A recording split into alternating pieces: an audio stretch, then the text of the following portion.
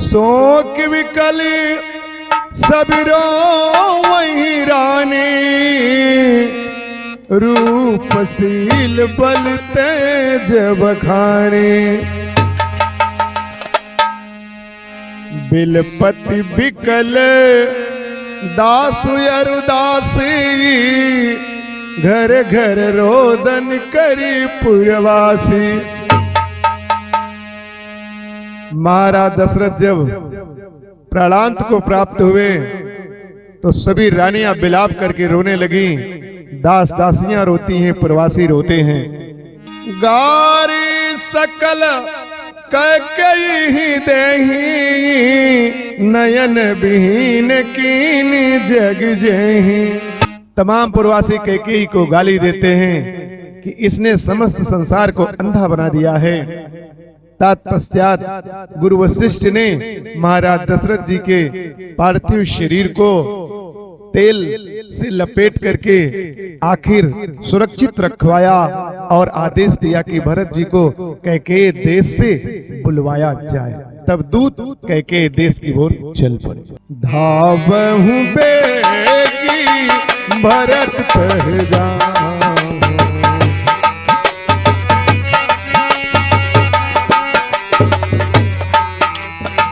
नृपसुध कहता हूँ कहीं नहीं जाऊं।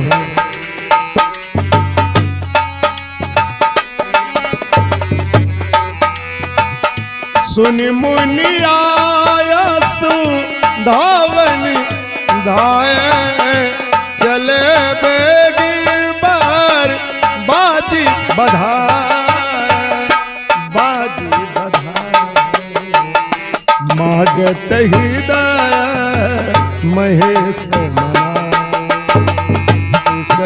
मातु पितु परिजन।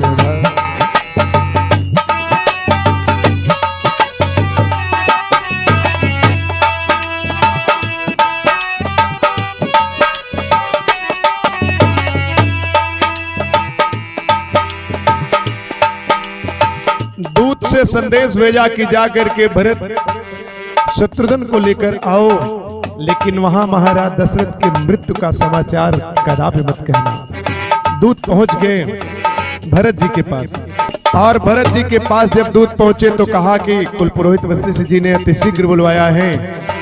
बिना कोई कारण बताए भरत जी को लेकर के अयोध्या की ओर चल पड़े। और जब भरत चल रहे तो रास्ते में असगुन हो रहे हैं। कैसे? असगुन होई, असगुन होई नगर पे थारा,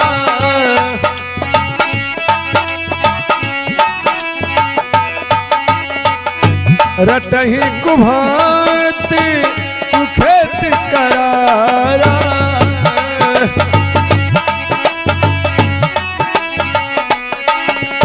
हरसियार बोलहि प्रतिकूला, सुन सुनि होई भरत मन सूला। अनेक प्रकार के असगुन हो रहे हैं। भरत जी चले जा रहे हैं, मार्ग में गधे सियार विपरीत भाषा में बोल रहे हैं। यह सुनकर के भरत जी के मन में अत्यंत पीड़ा हो रही है। तालाब, नदी, वन, बगीचे सभी शोभाहीन हो गए हैं। आवत सुत सुनि कैकेयी नंदन, हरसी रवि कुल जल रूरु चंदन।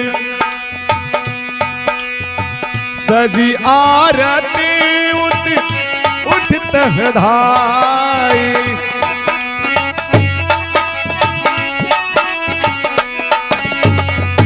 द्वारे ही भेंटी भवन लई आई।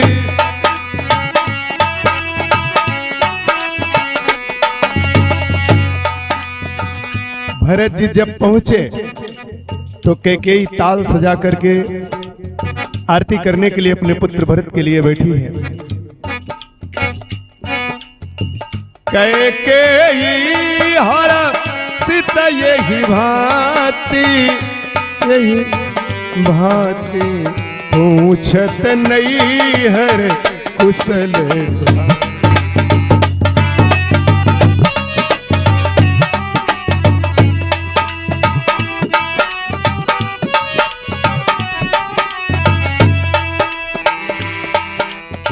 को जब देखा कैकेयी ने तो पूछा, पुत्र मेरे मैके यानी तुम्हारे ननिहाल का क्या समाचार है? भरत जी ने बताया, सब वहां कुशल है माता, लेकिन यहाँ क्या हाल है? कैकेयी बता रही, क्या बता रही है? तात बात में सकल सवारी, भई मंथरा सहाय बिचारी।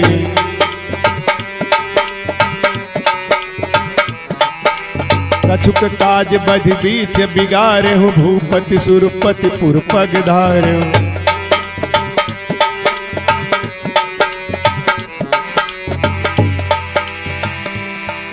कैकेयी कहती है, पुत्र भरत, आपत्ति के समय में मंथरा ने मेरी बड़ी सहायता की है। मंथरा ने बात बना ली, लेकिन विधाता ने बीच में कुछ दुख दे दिया। तुम्हारे पिता सुरलोक को चले गए हैं। पिता का मरण सुन भरत जी को अत्यंत दुख हुआ।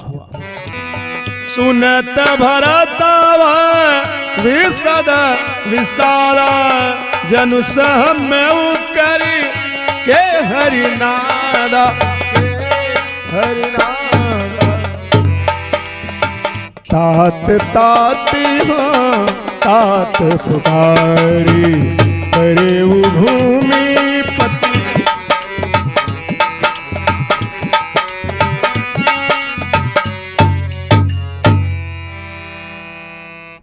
पिता का देहांत सुन भरत जी धरती पर गिर पड़े, रोने और चिल्लाने लगे और पूछा कि माता, पिताजी की मृत्यु का कोई कारण तो अवश्य होगा। आखिर मेरे पिता पूर्ण रूप से स्वस्थ थे और अचानक उनकी मृत्यु का समाचार सुनकर मुझसे रहा नहीं जाता। किस कारण से पिता की मृत्यु हुई है? कैकेयी बताती है कि पुत्र, पहले तुम्हारे पिता ने 2 वरदान देने के लिए कहा था, मैंने मांग लिए। पहले वरदान से तुम्हें राजगद्दी और दूसरे वरदान से तुम्हारे भाई राम को 14 वर्षों का वनवास। 14 वर्षों का वनवास सुनते ही भरत धरती पर गिर पड़े। भरत ही बिसरे पितु मरन, सुनत राम बन गौन। ए तू अपन हूँ जान जिया, थकित रहे धरी मौन। राम वनवास का हाल सुनकर भरत पिता के मृत्यु का हाल तो भूल गए, लेकिन अब और दुखी हुए और चरणों में गिर पड़े। बार बार कहते कि आखिर ऐसा करने की माता तुम्हें क्या आवश्यकता थी? हंस बंसु दशरथ जनक, राम लखन ते भाई। जननी तू जननी भई, विदिशन कछु न बसाए। ऐ माता, इस तरह का कर्तव्य जरा भी अच्छा नहीं लगता। मुझे सूर्य वंश सा वंश दशरथ जी सरीखे पिता और राम लक्ष्मण से भाई मिले, पर हे जननी, मुझे जन्म देने वाली माता तू ही। क्या किया जाए, विधाता से कुछ भी बस नहीं चलता। मुझे गर्भ देने के प्रथम तुम मर क्यों नहीं गई? तुमने मुझे जन्म दे करके अत्यंत मुझे पाप का भागी बना दिया। आखिर रो रो के भरत जी कैकेयी से कहने लगे, मैया मेरे भैया को क्यों घर से निकाला है? मैया मेरे भैया को क्यों?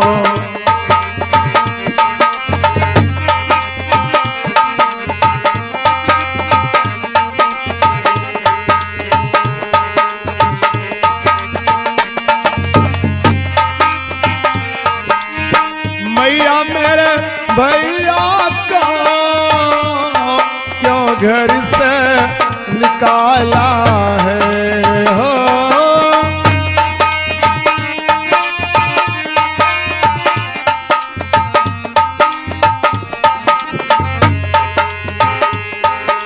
तूने मुझे जन्म दिया, हो तूने मुझे जन्म दिया, जन्म लेते ही क्यों न मारा है? मैया मेरे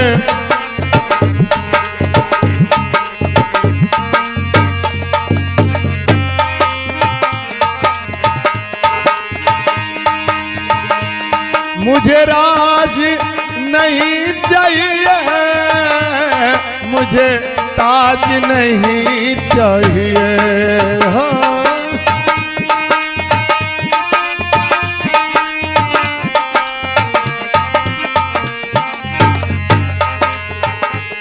मुझे राज नहीं चाहिए, मुझे ताज नहीं चाहिए। मैं तो उनके चरणों का माँ, मैं तो उनके चरणों का एक छोटा पुजारी हूँ। मैं तो उनके चरणों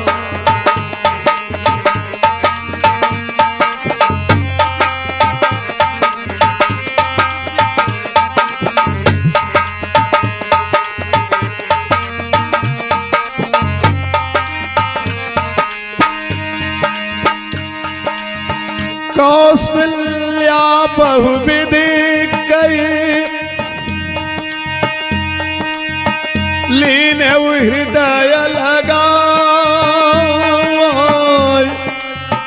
तुम मम प्रिय भरत सुता, कहत बचन बिन खाए। भरत जी की व्याकुलता को देखकर माता कौशल्या ने भरत को समझाया कि पुत्र मेरे राम के न रहने पर अब तो तुम दोनों का ही मुझे सहारा है, और तुम भी दुखी होगे तो हम माताएं आखिर कहां जाएंगी। राम लखन सिया बनाई सिधा, गयु न संग प्राण पठाए।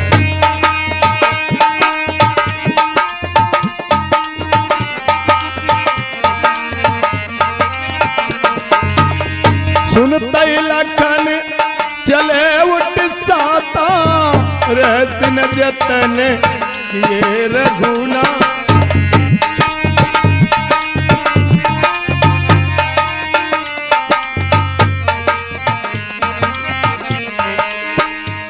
पुत्र भरत राम बेटे ने लक्ष्मण को बहुत समझाया, परंतु लक्ष्मण भी नहीं माने, वन को चले गए। तुम्हारी भाभी सीता भी, अब तो तुम दोनों का ही मुझे सहारा है। कौशल्या की व्याकुलता देख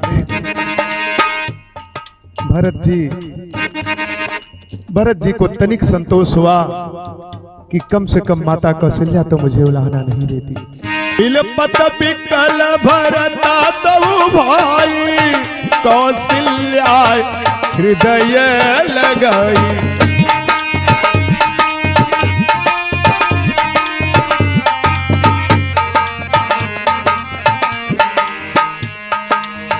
यहाँ वशिष्ठ जी ने आदेश दिया कि महाराज दशरथ का अंत्येष्टि क्रिया करना अति आवश्यक है, चल करके अंत्येष्टि क्रिया करो। भरत जी बड़े दुखी मन से गए और पिता महाराज दशरथ की अंत्येष्टि क्रिया करते हुए विधि दाह क्रिया सब कीने, विधवत नहाई तिलांजलि कीने।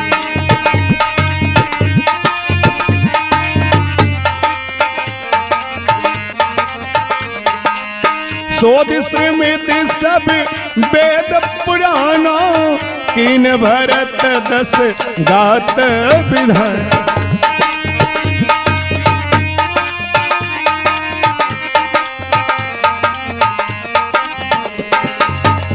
इस तरह से भरत जी ने महाराज दशरथ का दाह क्रिया कर्म किया, विधि पूर्वक स्नान करके तिलांजलि भी दी, और फिर वेद स्मृति पुराण सबका मत निश्चय करके उनके अनुसार भरत जी ने पिता का 10 गात्र विधान 10 दिनों के कृत्य अर्थात तिरही का कार्यक्रम पूरा किया।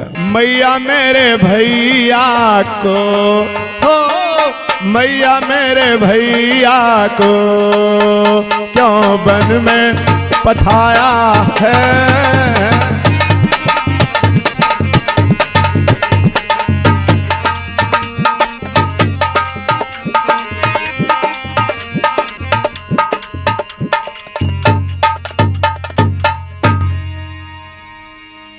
भरत वशिष्ठ निकटी बैठा रे, नीति धर्म में बचन उचार। वशिष्ठ जी ने भरत जी को समीप बैठाया और कहा, पुत्र, जिस तरह से महाराज दशरथ ने आदेश दिया है उसके अनुसार तुम्हें अयोध्या का राजा बनना अत्यंत आवश्यक है। तब भरत जी ने हाथ जोड़ करके कहा कि ऐ गुरुदेव, मैं उनके चरणों का पुजारी हूँ, सो मुझे पुजारी ही रहने दीजिए। मैं राजकोष नहीं लेना चाहता, राजपाट नहीं करना चाहता। मैं अपने भैया को मनाने के लिए जाऊंगा, उन्हें वापस लेके आऊंगा, उनका सिंहासन उन्हीं को प्रदान करूंगा। सब प्रकार से विचार विमर्श होने के बाद अंत में निर्णय हुआ और सभी अयोध्या के लोग, कुल पुरोहित वशिष्ठ जी, तीनों माताएं कैकेयी, सुमित्रा, कैकेयी सहित सभी राम जी को मनाने के लिए चित्रकूट की ओर चल पड़े। सौंप नगर सुचि सेवकनि, सादरी सकली चलाई, सुमिरि राम सिय चरण तब, भरत चले दो भाई। नगर को सेवकों में, मंत्रियों में सौंपकर भरत शत्रुघ्न जी आखिर राम जी को मनाने के लिए चित्रकूट की ओर चल पड़े हैं। जाय समीप राख निज डोली, राम मातु मृदुबानी। जिस तरह से रामचंद्र जी वनवास को जब चले तो प्रथम दिवस तमसा नदी के किनारे विश्राम किए, उसी प्रकार भरत जी भी प्रथम दिवस तमसा नदी के किनारे विश्राम कर रहे हैं और दूसरे दिन संध्या के समय गोमती नदी के किनारे विश्राम करके आगे पुनः चल पड़े। सई तीर बस चलबु बिहान, श्रृंगेश्वरपुर सब नियरान।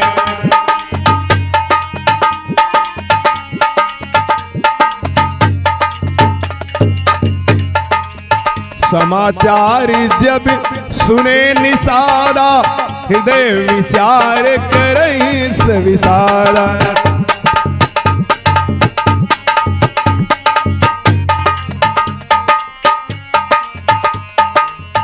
और रात्रि में भरत जी अपने परिजनों के साथ सई नदी के किनारे विश्राम किया। तत्पश्चात वहां से चले श्रृंगेश्वरपुर पहुंचे, जहां श्री रामचंद्र जी भी गए थे। आखिर श्रृंगेश्वरपुर होते हुए आगे बढ़े तो निषाद राज जो राम से प्रथम मिले थे, अब भरत से निषाद राज मिलने के लिए विचार करने लगे। कारण कवन भरत बन जाहि, है कछु कपट भाव मन माहि।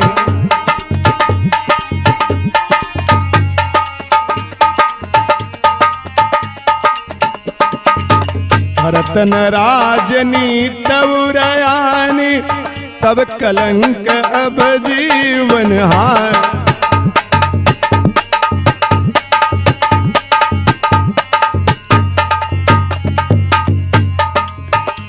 यहां निषाद राज सोच रहे हैं कि कारण क्या है भरत के आने का। कहीं राज का लोभ अत्यधिक तो नहीं हो गया, कहीं राम का वध करने के विचार से तो नहीं आ रहे हैं। अगर ऐसा हुआ होगा तो भरत ने अयोध्या का राज तो पाया था, अयोध्या में राज करते तो ठीक होता, परंतु आ रहे हैं तो निश्चित ही मेरे हाथों से मारे जाएंगे। ऐसा निषाद राज कहकर अपनी सेना को एकत्रित करने लगा।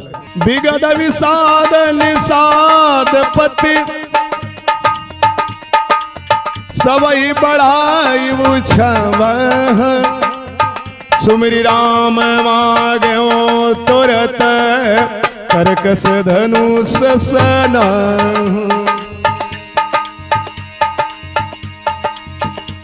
आखिर जब निषाद राज वहां गया तो भरत जी का प्रेम देख करके बड़ा दुखी हुआ, भरत जी के चरणों में गिरा और भरत जी के साथ होकर श्री रामचंद्र जी की ओर चल पड़ा कि चलिए मैं जानता हूं कि प्रभु श्री रामचंद्र जी किस मार्ग से गए हुए हैं। निषाद राज भरत जी को लेकर के आगे चल पड़ा। राम ही भरत मना मन जाहि, सगुन कहई असबी ग्रहनाय।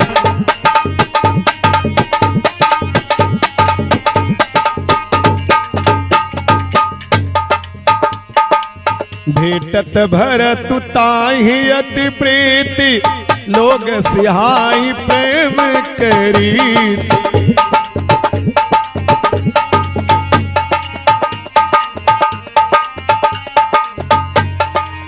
राम राम कहीं जे जमुहाई, तिन्हीं न पाप पुंज समुआए।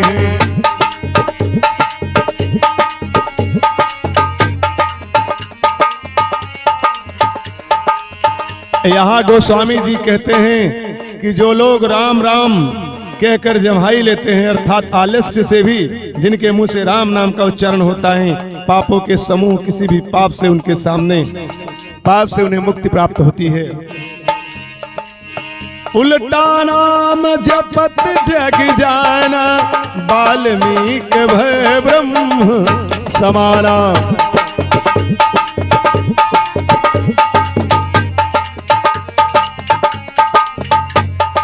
यहाँ कहा जा रहा है कि वाल्मीकि जी उल्टा राम राम कहते थे, यानी कि मरा मरा कहते थे, और वही मरा मरा कहते कहते राम राम शब्द आया और ब्रह्म के समान ब्रह्म ऋषि कहलाए। यहाँ भरत जी ऋषि वाल्मीकि जी के आश्रम में जाते हैं, जहाँ प्रभु श्री रामचंद्र जी गए हैं। वहाँ ऋषि वाल्मीकि से मिलकर कुशल प्रश्न कर आगे बढ़ते हैं। तत्पश्चात श्रृंगेश्वरपुर में तमाम उन स्थलों पर जाते हैं जहां से रामचंद्र जी प्रथम वन प्रस्थान के समय गए हुए थे, और आखिरकार नजदीक पहुंच जाते हैं। और वहीं चित्रकूट के समीप के कुछ परिजन समाचार पाकर के कि भरत आ रहे हैं, समाचार आकर के यहाँ राम जी के पास बताते हैं। और इधर सीता जी रात्रि के समय में सोई हुई रहती हैं, तो स्वप्न देखती हैं और स्वप्न की बात प्रभु से कहती हैं। क्या कहती हैं? वारात रजनी अवशेषा, सीय सपन कहियस जहि देखा।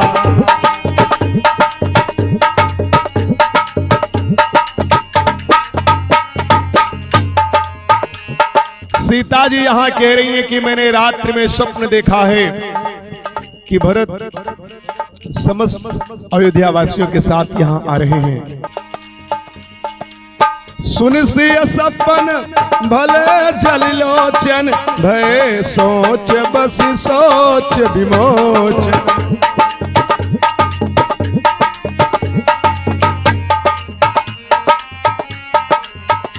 सीता जी ने जब यह स्वप्न बता दिया कि आज मैंने स्वप्न देखा भरत अयोध्या से आ रहे हैं, तो लक्ष्मण जी को यह बात अच्छी नहीं लगी। कहते क्या है? लखन सपन यह नीकन होई, कठिन कुचाह सुनायहि मोह।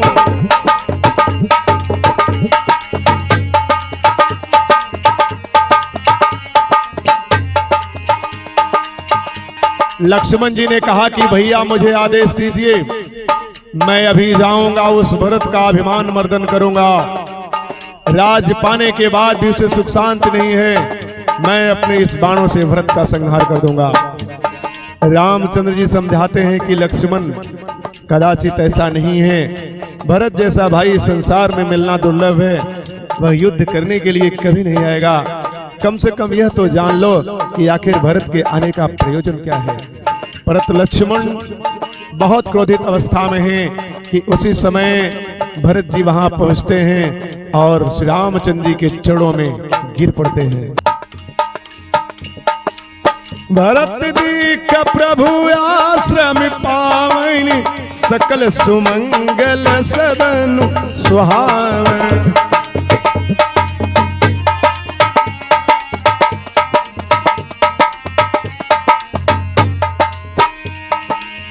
पाहि नाथ कही पाहि गुसाई, भूतल पर लकुटी के नाय।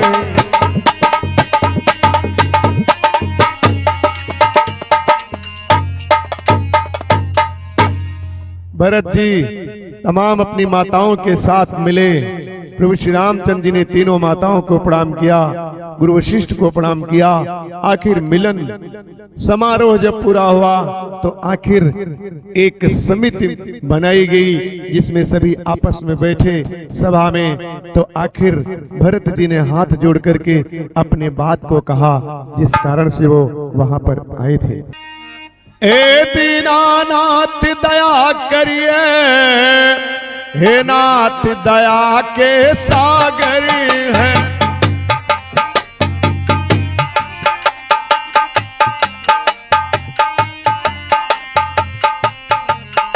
मति मंद अज्ञानी हम हैं नाथ, प्रभु जग के सब सुख सागर हैं।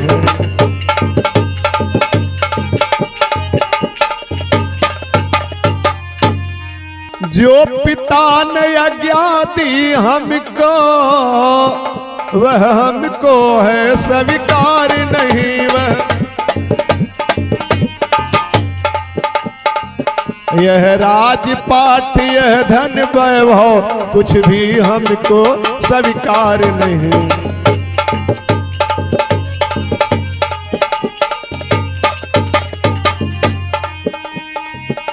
कर कृपा नाथ ये कहता हूँ, अब चलिए लौट अयोध्या को।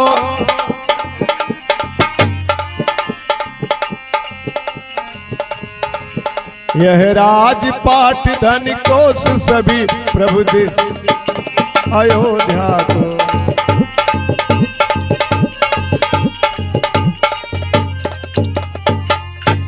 हे नाथ, आप दया के सागर हैं। पिता श्री महाराज ने मुझे राज्य दिया, परंतु ये राज्य मुझे स्वीकार नहीं है। बड़े भाई के होते हुए छोटे भाई का कदापि अधिकार नहीं होता कि वह राज्य चलावे। मैं आपसे प्रार्थना करता हूँ कि आप अयोध्या वापस चलें और अयोध्या का कार्य भार देखें। तब श्री राम ने कहा कि ए भाई, यह तो अनुचित होगा। माता पिता की आज्ञा पालन करना ही पुत्र का सर्वश्रेष्ठ कर्म होना चाहिए। मैं पिता की आज्ञा से 14 वर्ष की अवधि बिता करके ही अयोध्या वापस आऊंगा। कुल पुरोहित वशिष्ठ जी ने कहा कि हे राम, जो सर्वथा उचित है वही कार्य करना आवश्यक है। माता पिता की आज्ञा का पालन करना तो श्रेष्ठ कर्म है और सबसे उत्तम कार्य है, परंतु भरत जी की इच्छा भी अवश्य पूरी होनी चाहिए, क्योंकि वो राज तो करना ही नहीं चाहते, आपसे अनन्य प्रेम करते हैं। अये भरत राज देखो जाके, मैं अवधि बिता के आऊंगा। मैं आज्ञा पालन में रहो सदा, मैं आज्ञा कर आऊं।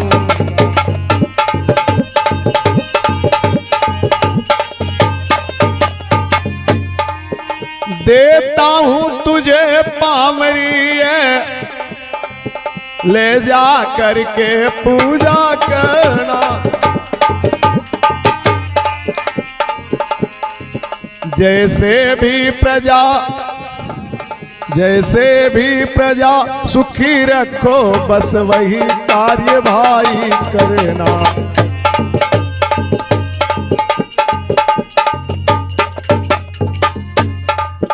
भरत जी को रामचंद्र जी ने खड़ाऊ दे दिया, और जब खड़ाऊ दिया तो भरत ने बड़ी ही प्रसन्नता के साथ उसे सिर पर धारण किया। लेकिन इधर कैकेयी की ममता उमड़ पड़ी, और जब कैकेयी की ममता उमड़ी तो कैकेयी ने कहा कि ऐ पुत्र राम, मैंने ही तुम्हें वनवास दिया, मैंने ही तुमसे तुम्हारे लिए 14 वर्षों का वनवास मांगा। मैं अपने वचन को वापस लेती हूँ और पुत्र राम तुम अयोध्या वापस चलो।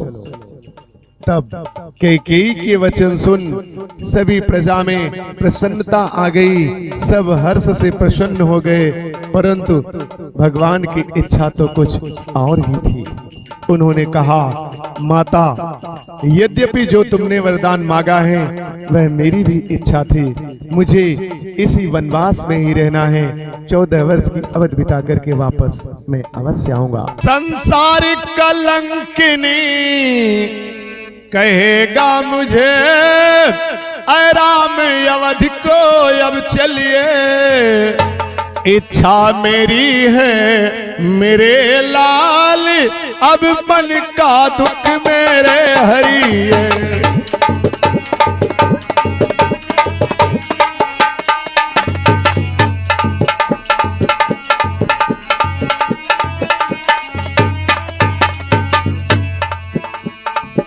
ऐ पुत्र राम, संसार ये इतिहास मुझे कलंकिनी कहेगा, अपने पति की हत्यारिन कहेगा,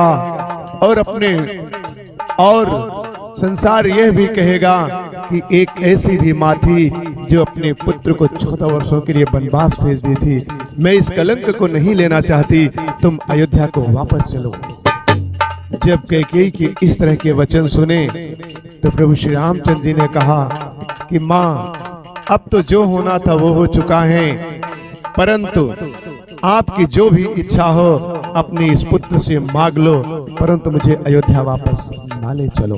तो कैकेयी ने क्या कहा? कौशल्या के हैं भाग जगे, मेरे भी भाग जगा देना। मैं माता तेरी बनू लाल, मैं माता तेरी बनू लाल, ये मुझको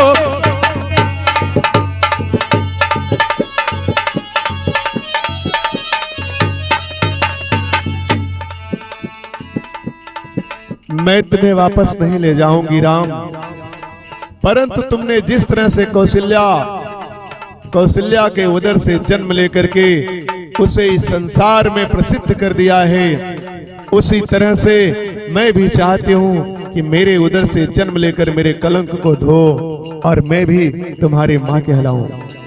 श्री राम ने वचन दिए, माता माता अब धैर्य धरो, जब द्वापर में मैं आऊंगा, देवकी बनोगी तुम मैया, मैं कृष्ण चंद्र कहलाऊंगा।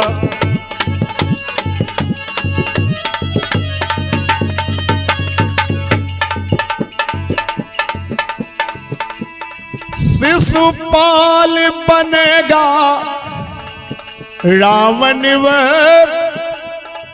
सिर उसका मैं वहां काटूंगा। गीता की वह अमृत धारा, गीता की वह अनुपम धारा, मैं यदुकुल वंश कहाऊंगा।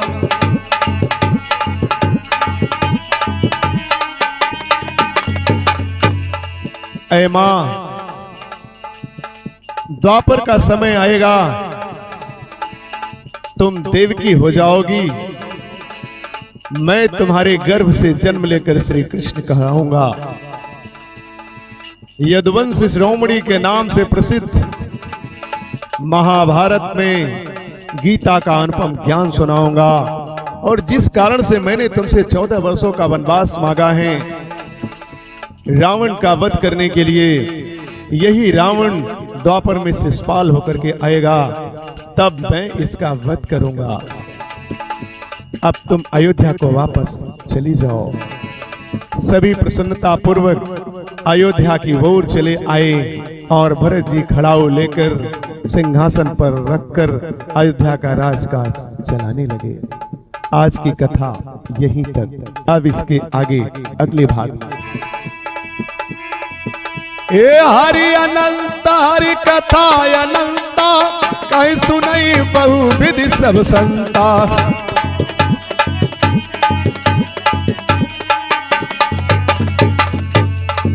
मंगल भवन अमंगल हारी, प्रभु सदशरथ अजीर।